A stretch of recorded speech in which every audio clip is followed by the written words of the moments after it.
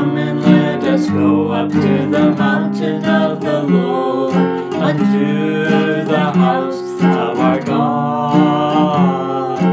Come and let us go up to the mountain of the Lord, unto the house of our God. And He will teach us of His ways, and we will walk in His paths. For the law shall go forth from Zion, and the word of the Lord from Jerusalem. Welcome to our Path of Life session this morning. Selamat datang di dalam sesi Jalan Kehidupan. My name is Betty Harrington. Nama saya adalah Betty Harrington. I have been in the ministry for 50 years. Saya sudah melayani selama 50 tahun in 4 different countries. di beberapa macam negara. And the first country that I served in was Indonesia. Negara pertama yang saya layani adalah Indonesia. And that was the year 1974. Itu adalah pada tahun 1974.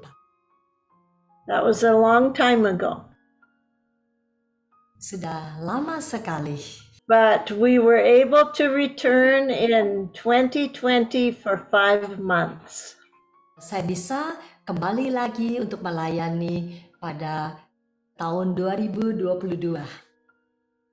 And see how God has blessed your country in these 40 years. Dan kita melihat bagaimana Tuhan memberkati negaramu ini di dalam 40 tahun. So kami senang sekali. Kami senang sekali. We are going to talk about light today. Hari ini kita akan bicara mengenai terang. So I'm going to start with the word darkness. Saya akan memulai dengan pertama-tama dengan kegelapan. Have you ever tried to walk in the dark Apakah Anda pernah berjalan di dalam kegelapan with no light around you? tanpa cahaya sama sekali di sekitarmu? It is very frightening, isn't it? Sangat-sangat menakutkan, bukan? Because you cannot see where you are going. Karena Anda tidak bisa lihat kemana Anda akan berjalan. You cannot see any objects. Anda tidak bisa melihat benda-benda.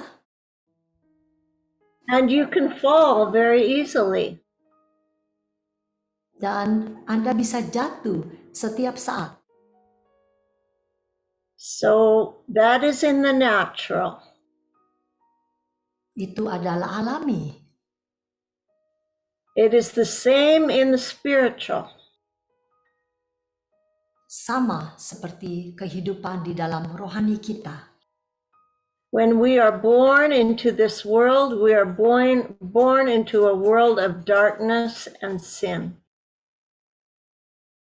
Pada waktu kita dilahirkan di dalam dunia yang penuh dengan kegelapan dan dosa. And we do not know how to find the way. Dan kita tidak mengetahui bagaimana kita mendapatkan jalan.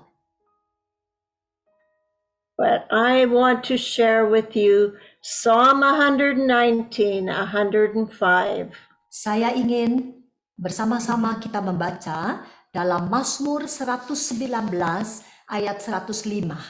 Saya bacakan, firman-Mu itu pelita bagi kakiku dan terang bagi jalanku. So I'm going to show you a lamp today. Saya Go akan ahead. perlihatkan kepada Anda satu terang, lampu. Now, this is a lamp from the early days. Nah, inilah kira-kira lampu pada zaman dahulu. And you put oil in the lamp, Anda masukkan minyak di dalam lampu ini and you light the wick, dan kita nyalakan sumbunya. and there you have a light. Maka kita akan mendapatkan terang, cahaya. So this is what they used before they had electricity. Inilah yang pada waktu itu dipakai sebelum adanya listrik. Today we use something like this. Sekarang, saat ini kita sudah memakai lampu seperti ini. It is very bright. Sangat-sangat terang. So we live in a very blessed time period. Nah, saat ini kita hidup di dalam luar biasa, kita dapat mendapatkan sesuatu yang lebih baik. But in the spirit, we have a Bible that is our light, lamp and our light. Di dalam kehidupan rohani kita memiliki Alkitab yang adalah pelita firman Tuhan. This book should be your most treasured possession. Buku Alkitab ini adalah yang paling sangat berharga. And if you do not have one, you need to get one. Apabila Anda belum memilikinya, Anda harus memilikinya. Because in here are the words of light that will guide our life. Karena di sini adalah firman Tuhan yang akan membimbing kita di dalam hidup kita. And that the Greek meaning of the word is to give a thought or to explain or instruct or give divine promise or doctrine. And that is what you will find in the Word of God. Kata-kata di dalam bahasa Yunani itu menjelaskan bahwa ini memberikan suatu pemikiran, penjelasan, membicarakan dan menginstruksikan janji ilahi dan firman Tuhan. So Jesus is the living Word. Itulah Yesus sendiri adalah kehidupan yang sesungguhnya. So let us read John 1:1. Mari kita membaca dalam Yohanes 1 ayat 1. Saya bacakan. Pada mulanya adalah firman. Firman itu bersama-sama dengan Allah dan firman itu adalah Allah. So Jesus was in the beginning with God. Jadi Yesus dari awal adalah Tuhan. And we know that Jesus had to come to this earth as a baby and he had to die. And he was raised again after 3 days for our salvation. Itulah sebabnya Yesus datang ke dunia ini sebagai bayi, dia lahir, kemudian dia meninggal, dan dia bangkit kembali pada 3 hari kemudian untuk menyelamatkan umat manusia. The second thing about the Word of God is the written Bible that we have. The written Bible. Yang kedua adalah mengenai Alkitab, adalah firman Tuhan yang tertulis. And these are God's words to man. Ini adalah firman Tuhan untuk manusia. So please read Hebrews 4:12, Mega. Hebrews Saya 4:12. bacakan. Ya, saya bacakan dalam Ibrani 4 ayat 12. Sebab firman Allah hidup dan kuat dan lebih tajam daripada pedang bermata dua manapun. Ia menusuk amat dalam sampai memisahkan jiwa dan roh, sendi-sendi dan sumsum. Ia sanggup membedakan pertimbangan dan pikiran hati kita. You know, sometimes we can have a friend Kadang-kadang kita mempunyai teman and we think that friend is true. dan kadang-kadang kita berpikir bahwa teman kita itu benar. And we think that we can believe everything they say. Dan kita berpikir kita dapat mempercayai apa yang mereka katakan. But because we are sinful people, that is not always the way it is.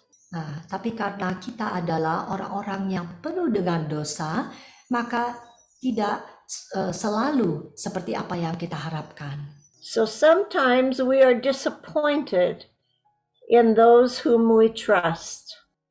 Kita kadang-kadang menjadi kecewa dengan orang-orang yang kita percayai. But I want to say you can trust the Word of God. Dan saya bisa mengatakan bahwa kita bisa percaya pada firman Tuhan. And Jesus said he would never fail us. Dan Yesus mengatakan dia tidak pernah gagal. And his words are true. Dan firman-Nya adalah benar. So that is why it is of most importance to get a Bible and to read it. Itulah sebabnya sangat penting untuk memiliki Alkitab dan kita membacanya. Because this is your spiritual lamp and light for your life. Sebab ini adalah lampu, pelita untuk kehidupan rohani kita. And this will lead you and guide you in a right path. Dan Alkitab ini akan membimbing kita kepada jalan yang benar. And if you are sad, read the Psalms. Apabila kita sedang sedih, kita bisa membaca dalam kitab Mazmur. Because this will encourage your heart and strengthen your heart. Karena dapat menguatkan rohani kita dan dapat memotivasi kita kembali. The next thing, the Bible is a lamp to our feet. Yang kemudian Alkitab ini adalah pelita bagi kakiku. As we are walking in the light, in the understanding of the Bible, it is a lamp that guides our feet. Apabila kita selalu berjalan di dalam firman Tuhan, dia seperti pelita bagi kaki kita. So when we obey the word, that word becomes the light, the lamp that guides us.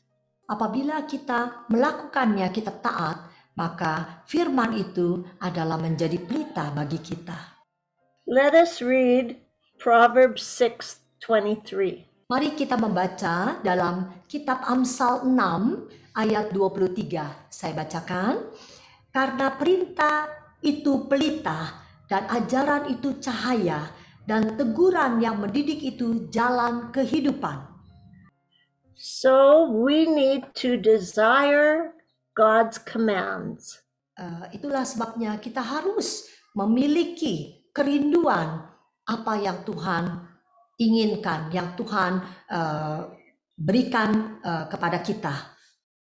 And his laws become precious to our lives. Dan hukum-hukumnya adalah sesuatu yang sangat berharga untuk kita. And it will protect us. Dan akan menjaga, melindungi kita. Okay, our next scripture, Matthew 5:15. Kita lihat ayat selanjutnya dalam Matius 5 ayat 15. Saya bacakan. Lagi pula orang tidak menyalakan pelita lalu meletakkannya di bawah gantang, melainkan di atas kaki Dian sehingga menerangi semua orang di dalam rumah itu. So in the olden days when they just had this clay vessel, pada zaman dahulu kita hanya memiliki seperti ini, seperti tembikar yaitu bejana. so you could put one of these on the shelf and you would just have a small light. Nah, kita taruh ini di dalam sebuah tempat dan kita akan melihat cahaya. But they also had candlesticks where they would put these on the stick and it would give light to the whole house. Dan juga kita bisa menaruh sebatang lilin dan dapat menerangi seluruh ruangan. So that is the same spiritually. Jesus is saying there, don't hide the light. Put it on a stand so everyone can see it. Itulah yang Yesus katakan, bahwa jangan kita menyembunyikan cahaya itu, kita harus memakainya untuk menerangi seluruh sekitar kita. It is the same way in our Christian walk. Ini sama di dalam perjalanan hidup kekristenan kita. Each one of us who know Jesus have a testimony.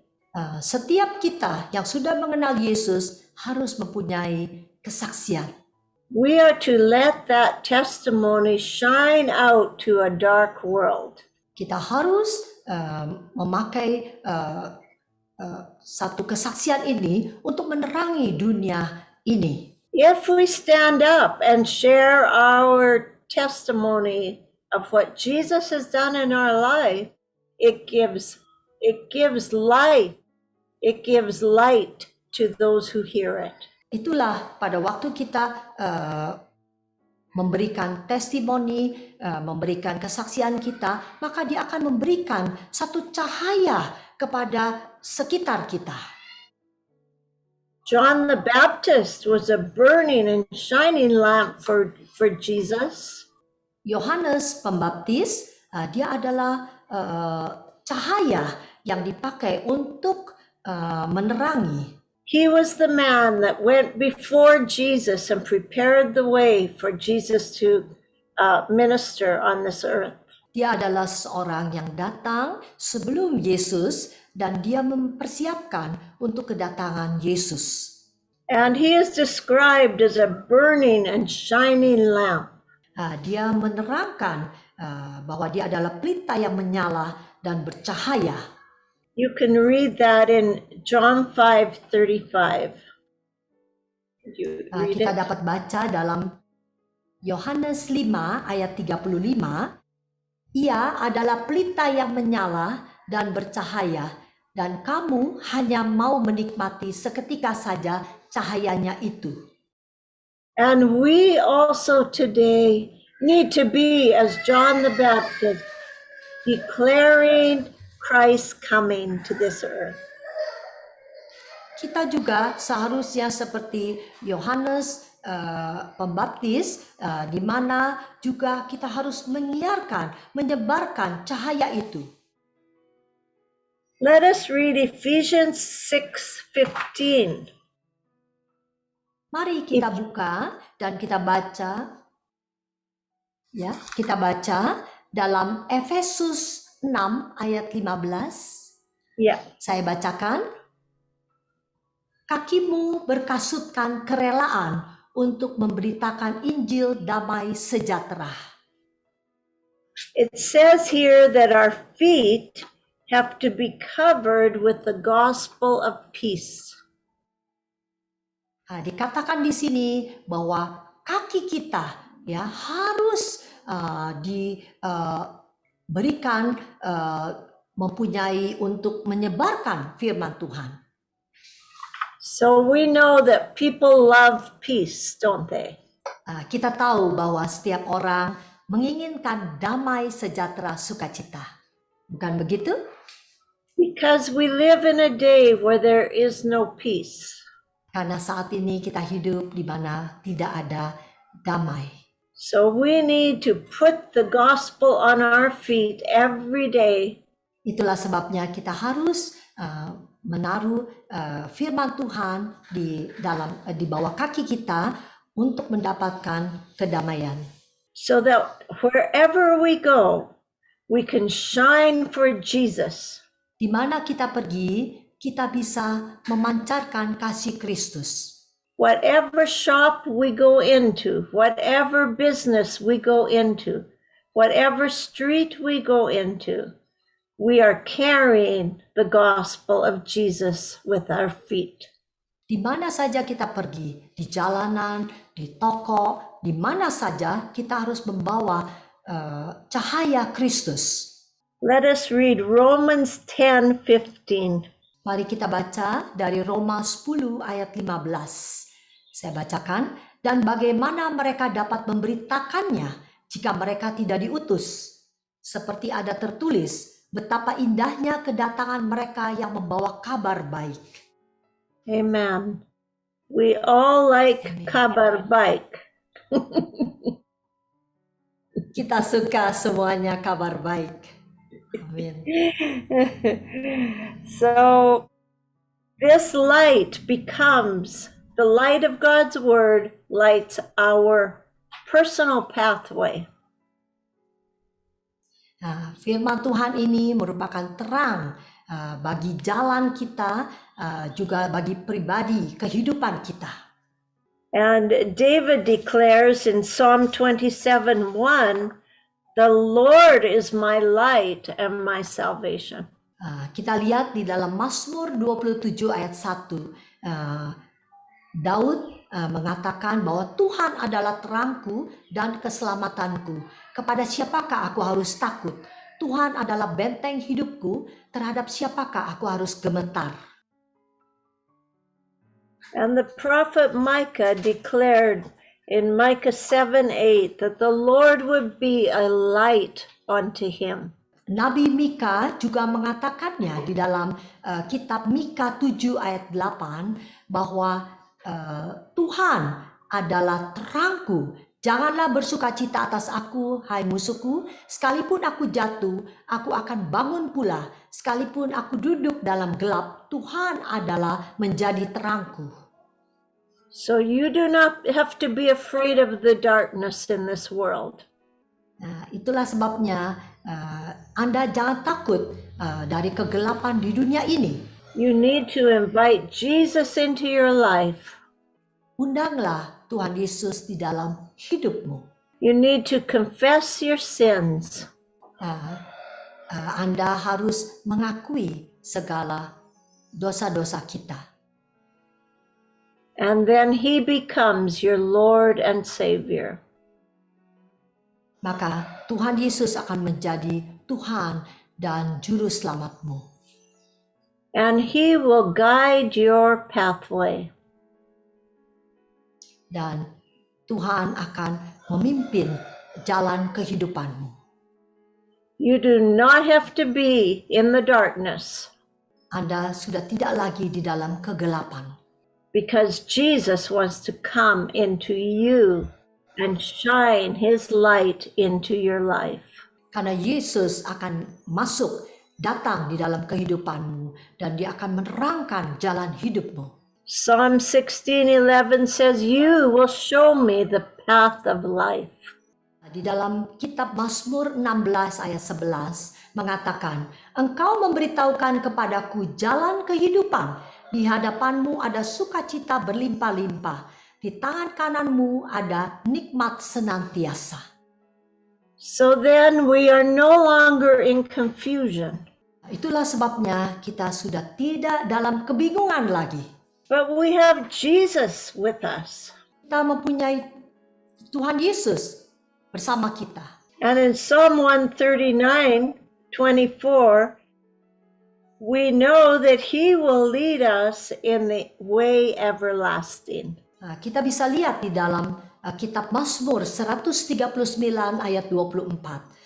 Lihatlah, apakah jalanku serong, dan tuntunlah aku di jalan yang kekal. So this is a wonderful way to live.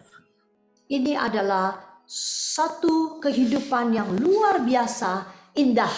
We do not have the burdens. Kita tidak ada lagi satu beban. We do not have the darkness. Kita tidak ada lagi kegelapan. We come into the light of Jesus. kita sudah masuk di dalam terang Tuhan Yesus. So we'll conclude with 2 Peter 1:19. Mari kita ambil kesimpulannya di dalam kitab 2 Petrus 1 ayat 19. Dengan demikian kami makin diteguhkan oleh firman yang telah disampaikan oleh para nabi. Alangkah baiknya kalau kamu memperhatikannya sama seperti memperhatikan pelita yang bercahaya di tempat yang gelap sampai fajar menyingsing dan bintang timur terbit bersinar di dalam hatimu. So the Word of God will shine in the dark place. Inilah firman Tuhan, dia akan terus bercahaya di dalam kegelapan. And the morning star, that's Jesus, will arise in our heart. Dan pada waktu fajar menyingsing, maka Yesus akan bangkit dan menerangi kita. Let us go up to the mountain of the Lord, unto the house